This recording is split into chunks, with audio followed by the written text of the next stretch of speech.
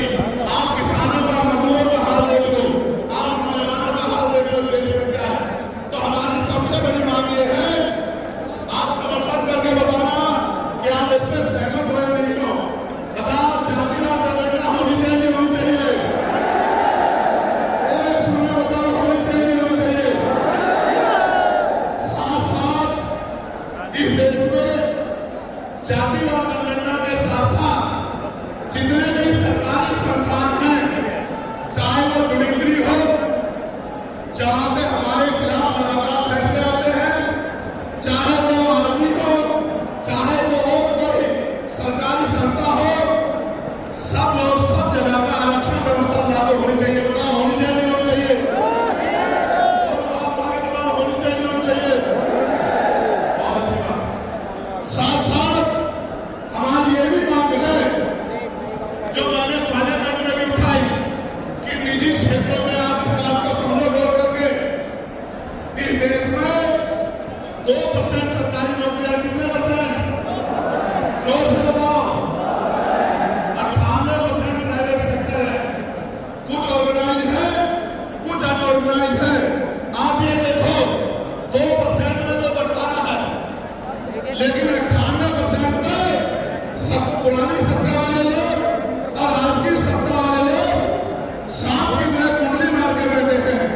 ना वहां SC/ST के लोगों का कोई प्रतिनिधित्व है, ना OBC के लोगों का है, ना ही मुस्लिम लोगों का है। तो हमारी मांग ये भी है कि अब समय आ गया है कि निजी क्षेत्रों में भी आरक्षण की व्यवस्था होनी चाहिए। होनी चाहिए नहीं होनी चाहिए? बताओ। दोनों आप जाके बताओ। जो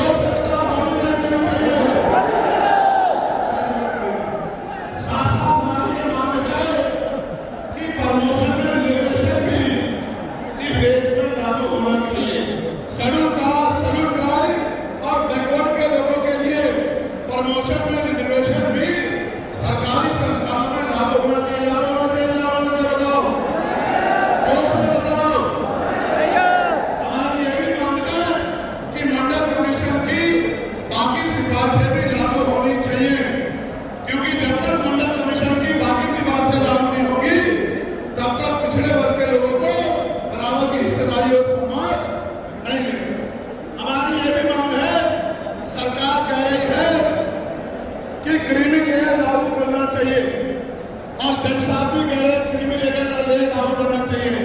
मैंने पार्लियामेंट में पूछा कि भारत में कितने शेड्यूल कास्ट के लोग, शेड्यूल ट्राइब के लोग, अरे प्रतिनिवेश का डाटा आपको सार्वजनिक करना चाहिए, आर्थिक आंकड़े सार्वजनिक करना चाहिए, तब हमें पता रहेगा कि क्रीमी लेयर की स्थिति में हम आया नहीं है। आपको शायद जानकारी नहीं है, मैं आपको बताता हूं, आज भी बहुत सारे पदों को NFS करके, नोट फॉर्म सुटेबल करके हमारे योग्य लोगों को नौकरी से निकालने का काम ये सरकारें करती हैं, क्योंकि कलम की ताकत उनके हाथ में होती है। जिनकी राज सत्ता पे कब्जा होता है, हमारे लोगों का राज सत्ता पे कब्जा नहीं है, इसलिए सारी योजनाएं हमारे खिलाफ लगती हैं। हमारी ये भी मांग है, जिस पर मैं गौर कर रहा हूं, सरकार ने कहा, आज इस पर भी बोलूंगा। आज अगर मैं इस पर नहीं बोलूंगा तो हमारे लोगों को पता ही नहीं रहेगा देश में क्या हो रहा है। सरकार ने कहा कि वर्गीकरण लागू होना चाहिए। मैंने आपको बताया कि बातें तो बहुत लोग करते हैं, लेकिन जब आरक्षण पे हमला होता है, जब और किसी तरीके से आरक्षण को खत्म किया जाता है, जब गांव-गांव जाके लोगों को समझाने का प्रयास किया जाता है, तब जिन जातियों को आज सरकार के इशारे पे गाली दी जा रही है, उनको ही उन्हीं की जिम्मेदारी मान के लोग घर में बैठ जाते हैं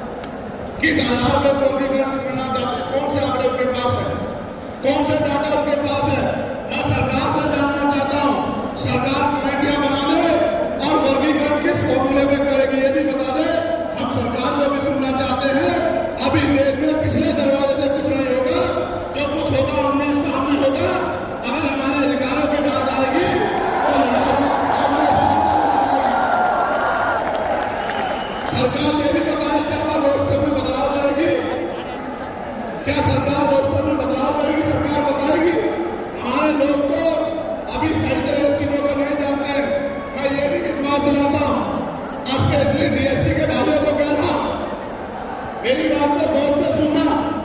स्पेशली डीएससी के भाइयों को कह रहा हूं, उन जातियों को जो लोग आंदोलन कर रहे हैं, आपको एहसास नहीं है, जब लेने की बारी आएगी हम बताएंगे अपने भाइयों को किस तरह से आगे बढ़ाया जाता है, किस तरह से उसकी हिस्सेदारी दी जाती है। अभी तो आपको देने कुछ है नहीं। मैं आपको विश्वास दिला कर रहा हूं, डीएससी के जो हमारे भाई हैं, वाल्मीकि समाज के भाई हो, कानून समाज के भाई हो, और बागरी समाज के भाई हो, और किसी सैसी समाज के भाई हो, मैं चंद्रशेखर आजाद वचन लेकर कहता हूं बहुजन समाज के सामने, ये हमारी आपसी बातचीत है। आप दुश्मन के इशारों पर काम मत करो, हम लोग बैठ के अपनी लड़ाई को निपटा लेंगे। हम लोग अपने आप बैठ के चर्चा करके आपके साथ बैठ के, अगर कहीं हमें कोई डर भी है, आप चीजों को नहीं समझ पा रहे या हम लोग समझा नहीं पा रहे, अगर आपको अधिकार मिलता है तो बताओ, हमारे किसी व्यक्ति को तकलीफ है क्या? बताओ, अगर हमारे किसी के भाइयों को अधिकार मिलता है बताओ, आप बताओ तकलीफ है क्या हमें किसी का? ये इतना बड़ा जन समूह दवाई दे रहा है, अगर डीएससी के भाइयों को कुछ मिलता है तो हमें तकलीफ नहीं है, लेकिन हम इस सरकार की मंशा को जानते हैं, हम इस सरकार को जानते हैं, चरित्र को जानते हैं। ये देगा मुस्लिम जाति, ये तो इसको उठाने रखना चाहती है। आप ये देख लेना, इन्हीं के कुछ लोग हमारे सुप्रीम कोर्ट चले जाएंगे। कैसे? उदाहरण के तौर पर गौर करो, 69,000 शिक्षक भर्ती में सरकार ने 20,000 पदों पर घोटाला किया। हम लोगों ने आंदोलन किया तो सरकार ने 6,800 नियुक्ति की लिस्ट जारी की, फिर अपने लोगों को हाईकोर्ट भेज के उस पर रोक लगवा दी। फिर हाईकोर्ट में फिर हमारे लोग लड़े तो उन्होंने कहा दोबारा लिस्ट जारी करो, इनको अधिकार मिलना चाहिए। तो वोट लेने के लिए हमारे लोगों के सामने कहा कि भाई मिलना चाहिए, तो समर्थन करते हैं, लेकिन अपने लोगों को सुप्रीम कोर्ट भेज दिया और सुप्रीम कोर्ट में इनके बैठे जजों ने फिर से उस पर रोक लगा दी। इसलिए हमें अपनी नीयत के साथ होगा। मुझे डर ये भी है, अगर ये अधिकार स्टेट गवर्नमेंट को दे दिए गए तो ये कॉन्स्टिट्यूशन का बहुत बड़ा वायलेशन होगा ही, 340 का, 340 का, लेकिन एबी का। लेकिन सबसे बड़ा खतरा ये है कि कल जो सरकार सत्ता में आएगी वो किसी भी अन्य जाति के लोगों को शेड्यूल कास्ट में उनको शामिल करके आपके पूरे अधिकार को छीन कर सकती है। अगर ये पावर स्टेट को मिल गई, हमें सरकार की मंशा से सुरक्षा है। हमने ये भी मांग किया, आपको याद होगा, यूपी के साथी हमारा जानते हैं, हमने 2 साल पहले मांग की थी कि जो 52% ओबीसी है उनको 27% रिजर्वेशन सुप्रीम कोर्ट के लोगों ने दिया, आबादी से आधा। सुप्रीम कोर्ट ने मंडल कमीशन की रिपोर्ट के बाद ना चाहते को सरकार ने कर दिया, तो सुप्रीम कोर्ट ने अपने तरीके से लोगों को आगे 27% दिया। हमने मांग की पौने 2 साल पहले यूपी में गोरखपुर में किसी करके कि ओबीसी की आबादी को 52% दी है, तो 15%, 27% से अलग 15% आरक्षण की व्यवस्था अलग से अति पिछड़ी जातियों को करानी चाहिए। काम हमने पौने 2 साल पहले उठाई। उसके बाद उसी दिन हमने मांग कर कि हमें टैक्स चेंज है। हम बाबा साहब अम्बेडकर को बाद में काशी राम साहब को अपना नेता मानते हैं, हम ज्योतिबा फुले साहू महाराज को अपना नेता मानते हैं। हमने मांग कर की हम मामला राष्ट्र वर्मा और सर छोटू राम को अपना नेता मानते हैं।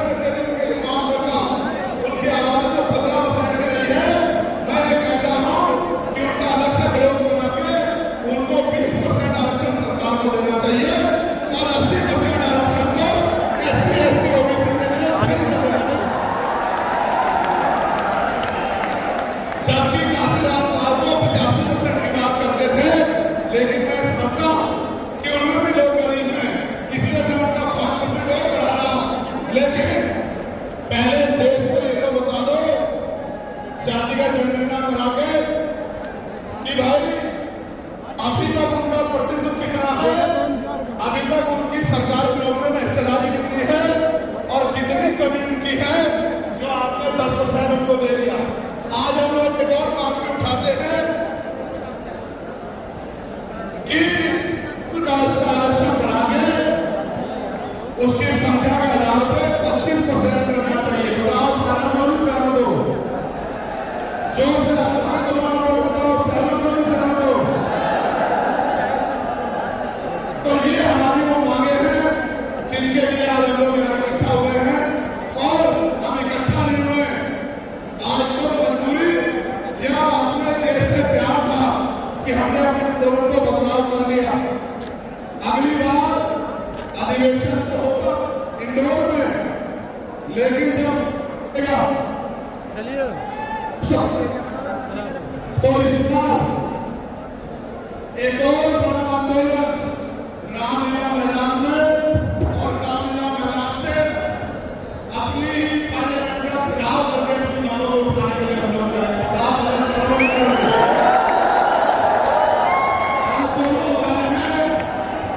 अगली बार जब आंदोलन होगा तो घर में रहोगे या एक आदमी 10 लोगों को लेकर आके बताओ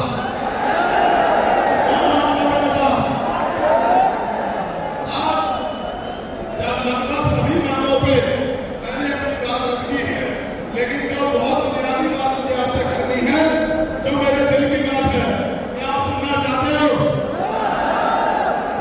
सुनना चाहते हो तो अपने आसपास वाले को भी शांत कर दो। बिल्कुल इसमें इस पंडाल में ऐसा माहौल होना चाहिए कि अगर सुई भी गिरे तो उसकी आवाज आनी चाहिए, तभी मैं अपने दिल की बात रखूंगा। ये तो मैंने आंदोलन की बात आपसे रख दी, लेकिन अगर आप बिल्कुल शांत माहौल में बनाओगे तो फिर आपका ये कार्यकर्ता इतना कमजोर नहीं कि अपनी बात को बिना आपके ऐसे करने के रख दे। तो पहले आप 1 मिनट में बिल्कुल शांत माहौल बनाओ जिससे मेरी छोटी से छोटी बात आपकी समझ में आए। बिल्कुल यहाँ